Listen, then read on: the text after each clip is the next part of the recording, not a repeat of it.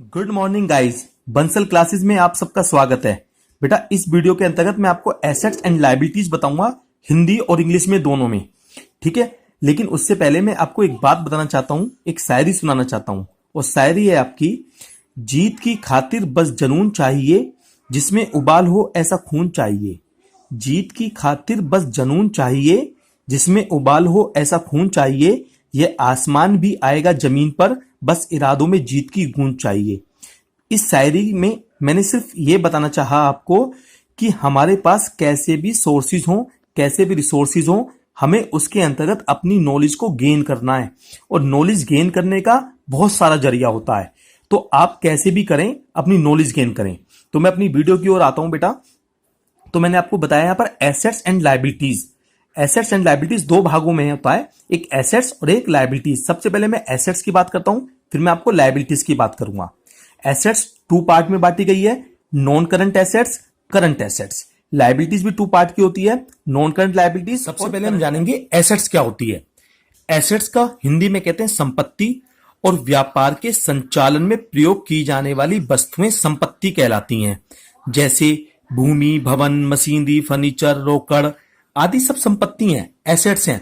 यानी कि हम जो अपने व्यापार को यानी बिजनेस को चलाने के लिए कोई भी एसेट्स या कोई भी एक ऐसी वस्तु परचेज करें जिसको हमें रीसेल नहीं करना और जो हमारे बिजनेस को चलाने में काम आएगी, उसे हम एसेट्स कहते हैं। एसेट्स टू टाइप्स की होती है, नॉन करंट एसेट्स और करंट एसेट्स।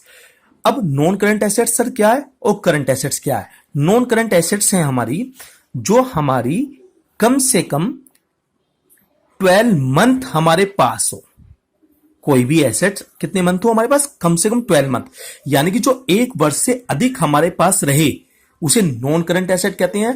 और जिसको हम एक वर्ष के अंदर सेल कर दें उसको हम करंट एसेट कहते हैं, जो हमारे पास एक वर्ष के अंदर रहे। ठीक है, जिसे अंडर 12 मंथ। अब सर ऐसी एसेट्स कौन कौन सी होंगी? जैसे बिल्डिंग, बिल्डिंग हमारे पास लंबे समय की रहती है। जैसे गुडविल, गुडविल हमारे पास लंबे समय तक रहती है। जैसे भवन, बिल्डिंग, बिल्डिंग हमारे पास लंबे समय तक रहती है। जैसे बिजनेस के लिए हमने कार खरीदी, कार हमारे लिए लंबे समय तक रहती है। जैसे फर्नीचर, फर्नीचर लंबे समय तक रहता है। जैसे मोटर कार, मोटर कार लंबे समय तक रहती है। अब सर करंट एसेट के उदाहरण दीजिए। अब करंट एसेट के जो उदाहरण देने वाला हूं मैं, उसमें आपका जैसे कैश, कैश करंट एसेट का उदाहरण है। जैसे डेटर्स, डेटर्स करंट एसेट्स का उदाहरण है। जैसे बैंक, बैंक करंट एसेट्स होती है। बीआर, बीआर करंट एसेट्स होते हैं। इन्वेस्टमेंट अगर हमारे एक साल के लिए, एक साल से ज्यादा के करे हो हमने, तो वो हमारा नॉन करंट एसेट होता है। जो एक साल से कम करा हो वो हमारा क्या होता है? करंट एसेट्स होता है। अब ये हमारी नॉन करंट एसेट हो गई, ये हमारी करंट एसेट हो गई। ऐसी हमारी लायबिलिटीज होती है। लायबिलिटीज को भी हम दो भागों में बांटते हैं। जो हमारा 12 मंथ के बाद पेमेंट किया जाए उसे नॉन करंट लायबिलिटीज है, जो 12 मंथ के अंदर पेमेंट किया जाए उसे करंट लायबिलिटीज बोलते हैं। अब सर लायबिलिटीज तो बता दो पहले, लायबिलिटीज क्या है?